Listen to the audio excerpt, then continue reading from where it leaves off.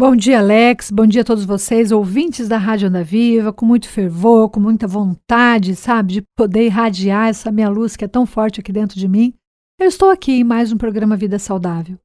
Continuo com o livro de Kafka para sobrecarregados, porque ele tem pílulas assim maravilhosas que podem nos ajudar a enfrentar, né, todos aqueles desafios e a nos superarmos, sabe, cada vez mais, com muita alegria, com muita garra, muita vivacidade e com essa luz, sabe, que nos irradia, queima tudo aquilo que tem de ruim, faz brilhar aquilo que a gente tem de bom e, consequentemente, pode fazer também todo esse brilho na nossa família, na nossa sociedade, onde quer que a gente vá.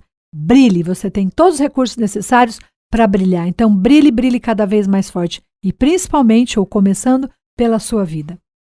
Então, vamos dar início, né, a mais uma pílula. O amor não apresenta mais problemas que um veículo qualquer. Os problemas estão no motorista, nos passageiros e na rua. Gente, interessante essa frase, e é legal também que tem um livro que ele compara, né, a nossa atitude, o nosso jeito de ser, a nossa vida mesmo, o que está acontecendo conosco, com a tua relação com o carro. Diz que aquilo que quebra no carro é aquilo que tem a ver contigo. Sabe aquela pessoa que corre muito, quer dizer, igual eu, né?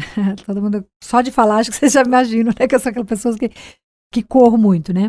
E o que mais estraga no meu carro? O freio. Eu tô sempre, sabe, assim, sempre acelerando e daí piso. Quando é para parar, daí eu paro de forma brusca. É brincadeira, né? O quanto que o freio do meu carro acaba se desgastando. Por quê? Porque eu não consigo, né, ou preciso ter mais equilíbrio na hora de avançar e na hora de parar. Então, eu preciso sim, sabe, dessa harmonia. O que tem estragado no teu carro, com certeza, tem a ver com a tua verdadeira essência. Para e pensa, o que meu carro está falando da minha verdadeira essência? Então, estar apaixonado é uma sensação bela, profunda e, ao mesmo tempo, vertiginosa. De repente, a pessoa enamorada perde o rumo da sua vida. E talvez seja mesmo esta a função do amor, nos ajudar a nos libertar da realidade demasiadamente cinza e monótona da vida. Em suas cartas a Milena, Kafka se aprofundou de uma maneira extraordinária no sonho que vive o ser apaixonado. E, no entanto, eu mentiria se dissesse que sinto falta da senhora. É o feitiço mais perfeito e mais doloroso. A senhora está aqui, tal como eu, e ainda com mais intensidade. Ali onde eu estou, está a senhora, como eu, e ainda com mais intensidade. Não estou brincando. Às vezes imagino que a senhora, que está aqui, sente falta da minha presença e pergunta: mas onde está? Por acaso não escrevia dizendo que estava em Merano? O dia é tão curto, transcorre e termina com a senhora, e fora da senhora há somente umas poucas insignificâncias. Quase não me sobra tempo para escrever a verdadeira Milena, porque a Milena, ainda mais verdadeira, esteve aqui o dia todo, no quarto, na sacada, nas nuvens. É legal, né, quando fala, né, escrevi, né, estive com a verdadeira Milena. Eu acho que a verdadeira Milena tem a ver com aquilo que está introjetado mesmo dentro de nós. Todo mundo, gente, se a gente fosse pensar de forma fria, é como se fosse um objeto. E aquele objeto ele vai ter o sentido ou o valor que eu der para ele. Inclusive, no momento, estávamos discutindo, acho que no workshop, sobre o valor das coisas, né? O quanto isso é individual, o quanto que uma coisa aparentemente horrível ela pode ser maravilhosa e o quanto que uma coisa maravilhosa pode ser horrível. E aí, como simbologia, eu peguei uma faca e aí eu perguntava, né, para as pessoas, o que representa para você essa faca? Umas pessoas diziam assim, nossa, é morte. A outra falava assim, não, isso é vida. Porque através da faca eu consigo preparar os alimentos para fazer minha comida. E cada um foi dando um significado e um sentido. Então é isso que acontece conosco. Acontece com nossos bens materiais, acontece com a nossa família, acontece com tudo. Principalmente até mesmo com o nosso, com a pessoa, né, que a gente ama. Como eu tenho visto nessa pessoa? Será que eu estou olhando as coisas boas dela? Eu estou potencializando tudo isso ou não? O que eu tenho feito? Olhe para o outro, gente. Por isso que às vezes a pessoa está ali, né, no casamento e termina, acha o marido o pior homem que existe na face da terra e termina de que jeito todo horroroso. E aí, de repente, ela vê, né, o marido dela com outra pessoa e outra pessoa fala, nossa, é completamente diferente a minha versão sobre essa pessoa. Por quê? Porque cada objeto vai ter o valor que você der para ele. Então, cuidado, de novo eu deixo aqui o recado para vocês. Cuidado com o que vocês pensam, com o que vocês falam, com o que vocês escutam. Potencialize no outro o que ele tem de melhor e não o que tem de pior. É igual o teu carro, sabe? Você cuida tanto do teu carro, tanto do teu automóvel. Cuide também de você mesmo e cuide do seu relacionamento. Afinal de contas, se eu andar com um carro, querer andar com um carro sem Sem o óleo, ele vai fundir o motor. E você? Por que você leva uma relação sem investir nela, sem trocar o óleo da relação? Você não está parando para perceber que vai falir essa relação? O que você está fazendo com a tua vida é o mesmo que você faz com o teu carro. E o cuidado que você tem com o teu carro, cara, você tem que ter muito, muito, muito, muito mais com a sua vida, com os teus relacionamentos, com a tua profissão e assim por diante. Outra pílula, né, maravilhosa. Não se deve negar a ninguém o que lhe cabe, nem ao mundo a sua vitória. Um dos maiores sinais de maturidade espiritual é saber reconhecer o mérito dos outros, esquecendo-nos por um momento de nossos dons e de nossa própria necessidade de atenção. Os grandes líderes, seja de um time ou de uma empresa, são aqueles que sabem fazer com que as outras pessoas se sintam importantes. E isso acontece porque chefes assim não sentem sua posição ameaçada pelo fato de as pessoas à sua volta também fazerem um bom trabalho. Gente, eu me lembro, né, de quando eu desenvolvia, desde muito pequena, né, os trabalhos na igreja, e o quanto, graças a Deus, eu sempre tive facilidade, né, para agregar pessoas, né, nos meus projetos, porque eu ia com o coração, eu ia com aquele desejo maior de missão, e eu sabia do meu valor, mas eu sabia também do valor das pessoas. Eu nunca quis, sabe, dominar tudo, muito pelo contrário, as pessoas chegavam, eu valorizava, olha, você quer fazer isso, quer fazer aquilo, eu via que a pessoa era boa, olha, eu vou te capacitar para você coordenar, eu vou estar aqui apenas, mas eu não tenho, não, vou estar aqui te dando apoio, mas você é capaz, você não sei o que, gente, por isso as coisas cresciam. Eu nunca tive medo de perder cargo. Pare e pensa, se o teu grupo na comunidade não está se desenvolvendo, o que você está fazendo?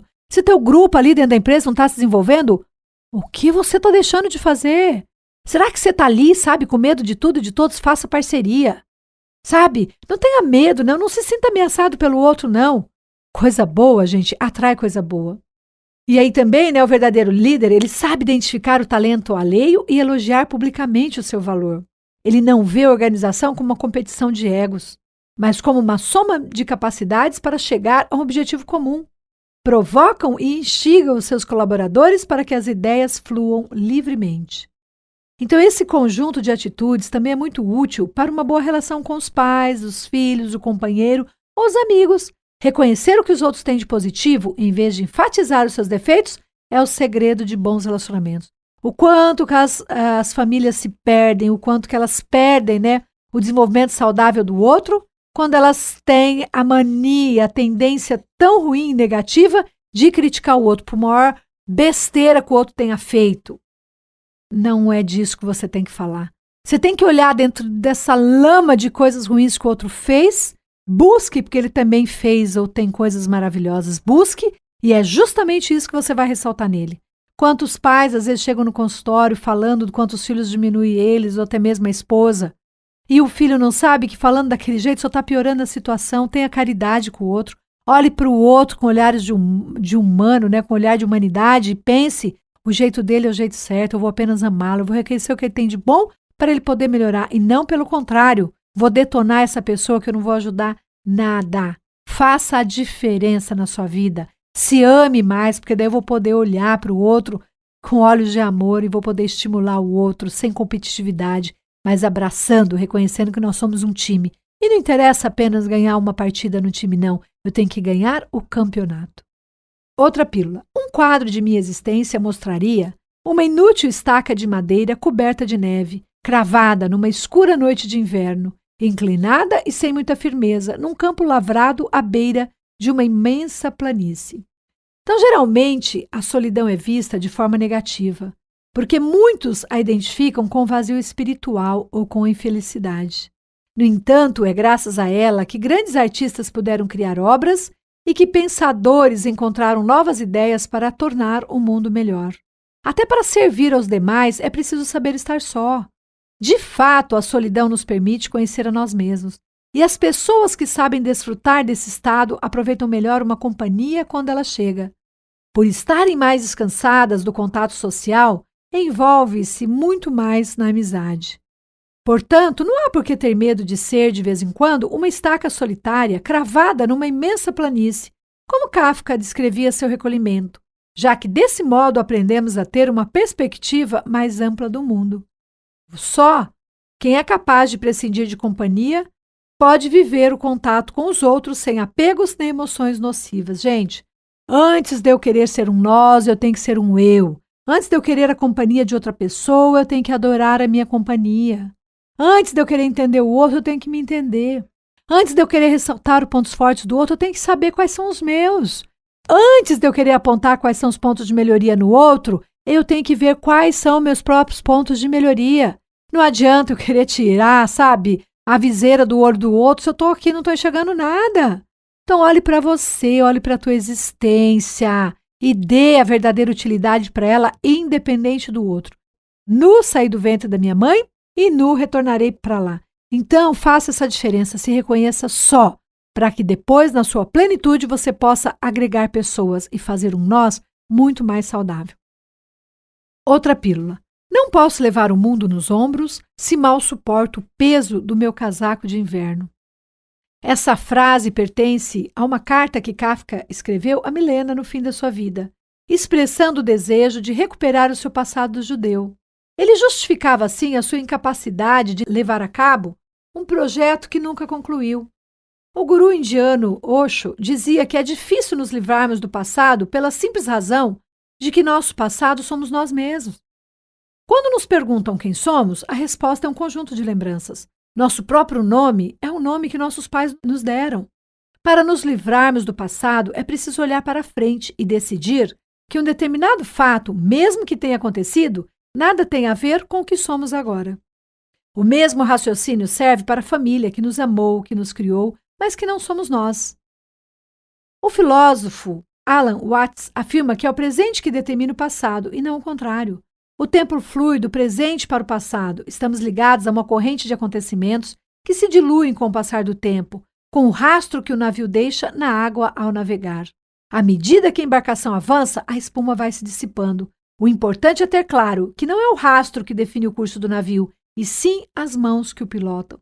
Gente, você é o piloto da sua vida. O que você está fazendo com a sua vida? Você está verdadeiramente se comprometendo em fazer a diferença? Sendo feliz, buscando a paz de espírito, buscando a saúde, buscando o seu sucesso. Você deve, pode ter muito sucesso. Sucesso emocional, sucesso afetivo, sucesso financeiro.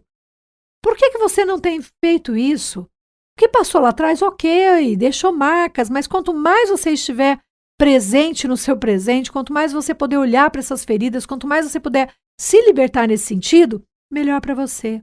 Faça essa diferença na sua vida. Sabe, não leve tantas coisas ruins, não. Deixe todas essas malas aí, sabe, do rancor, das lembranças negativas, ruins. Deixe tudo o que passou no passado e viverá um hoje muito mais pleno e muito feliz. Não estou querendo dizer que você vai fazer de conta que não houveram as feridas, não. Você vai sim olhar para essas feridas, mas no momento oportuno e com a pessoa certa para poder livrar essas feridas, libertá-las, né? Poder tirar essa emoção. Do contrário, não vai adiantar não, tá? Não adianta você só brincar de faz de conta que não aconteceu nada. Não, eu tenho sim que olhar para as minhas feridas e encontrar uma maneira adequada e bastante profissional de liberar. Existem técnicas específicas, sim, de liberar trauma. Não é só ir lá no profissional e ficar falando da ferida, aí você tem um trauma. Não. Graças a Deus, inclusive eu utilizo essa técnica e o excelente assim é fantástico. Então, busque, sabe, recurso necessário para liberar suas feridas. E aí, do contrário, deixe para trás o que passou. O que passou, passou. Faça o hoje, viva o hoje de uma maneira muito mais plena e feliz. Outra riquíssima, né, pílula que pode tanto nos ajudar. Teoricamente, é uma chance de felicidade plena, que é crer no indestrutível que há dentro de nós e não aspirar a isso. Há uma fábula indiana sobre um filho primogênito que abandonou o lar porque os pais estavam prestes a casá-lo com uma jovem, sem que tivessem perguntado a sua opinião. O rapaz só a vira uma vez e ela lhe parecia feia. Ele também não era muito bonito, mas um dia ele decidiu fugir. Um ano depois, chegou a uma terra distante em que as mulheres eram especialmente belas. Ele lhes parecia atraente porque era exótico. Procurou e procurou a amada perfeita. No entanto, apesar de ser considerado bem apessoado, nenhuma moça se aproximou dele. Ele não conseguia entender o porquê. Viajou então para outros lugares em busca da amante perfeita. Novamente, nenhuma mulher se aproximou dele. Continuou a viajar e envelheceu sem ter conhecido a mulher dos seus sonhos. Cansado de vagar pelo mundo, retornou à sua cidade natal. Ninguém o reconheceu. Viu uma mulher lendo à sombra de uma árvore, falou com ela e se sentiu reconfortado com a conversa. Olhou nos olhos e percebeu que teria desejado compartilhar a vida com ela. De repente reconheceu naquele rosto a mulher que ele desprezara anos atrás e arrependeu-se.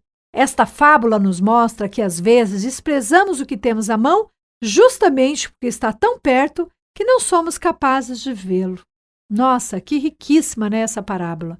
Às vezes a gente está ali, né, vivendo a vida, sem enxergar verdadeiramente a sua verdadeira essência.